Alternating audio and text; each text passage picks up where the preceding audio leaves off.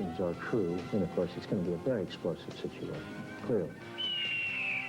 And high logging quotas may be leading to a rebellion in the rank-and-file workers in the U.S. Forest Service.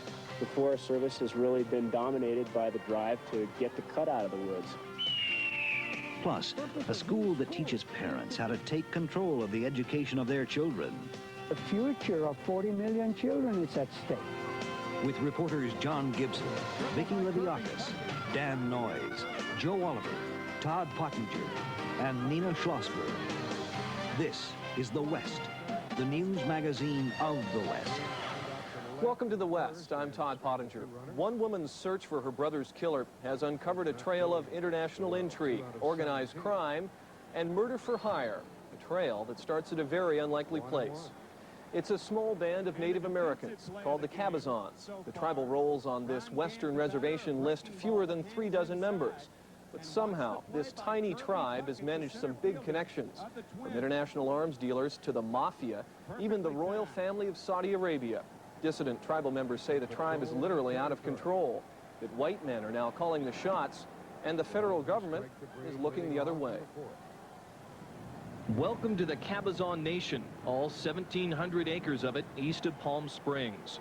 30 tribal members call this home. Most live in a tidy suburb built from the profits of a nearby casino. But this Cabazon woman believes the Cabazon's prosperity has come at too high a price. Linda Streeter-Dukic's brother was overseeing tribal security when he told her he had proof that money was being skimmed from the Cabazon casino. He's calling me in the middle of the night, and he'd say, I'm in the office here, and I'm going through papers, and I found this, and I found that. I found this paper. I'm finding this document and that document. This connection with this person and that person, and all these connections. And he was putting these papers together. That was just before Fred Alvarez and 2 others were murdered in 1981. 8 years later, a secret witness before a congressional committee would reveal that Fred was murdered to convince the Cabazons to expand from card games to bingo. What happened there? There were several votes by the tribe to put bingo in place, and it was always voted out.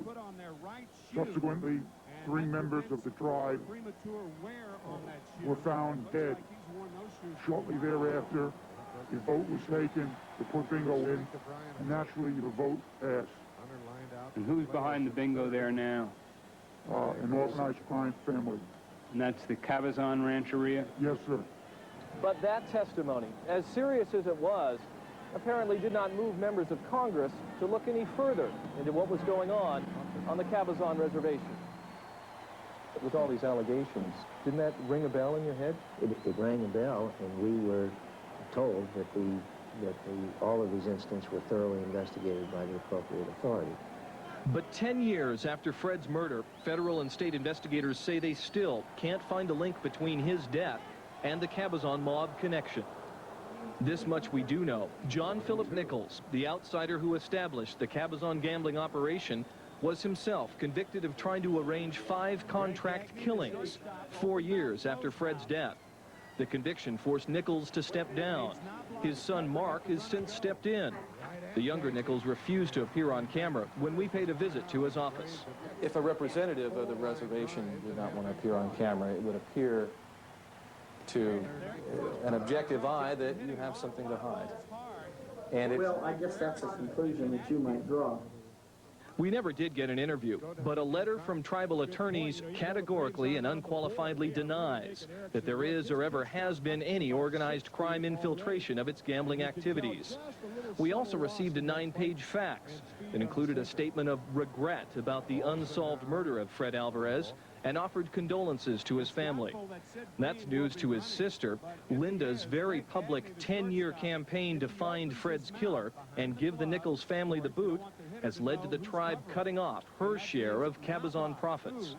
With all these big happenings on such a small reservation, you'd think the Bureau of Indian Affairs would want to step in to help Linda and the other Cabazons regain control of their land.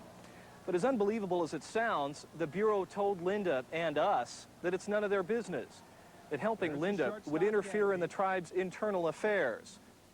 And according to this sworn statement filed in a U.S. court, the federal government may have a reason to look the other way.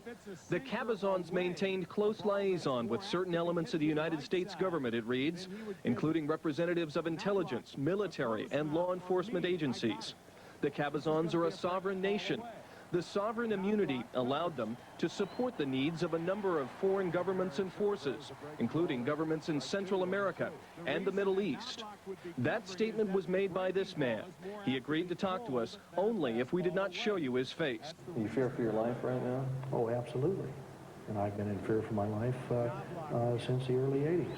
Michael Riconosciuto says he's being framed on drug charges to keep him quiet about what he saw while director of research for a Cabazon arms and security venture to develop and/or manufacture materials used in military and national security operations, including night vision goggles, machine guns, fuel-air explosives, and chemical warfare weapons.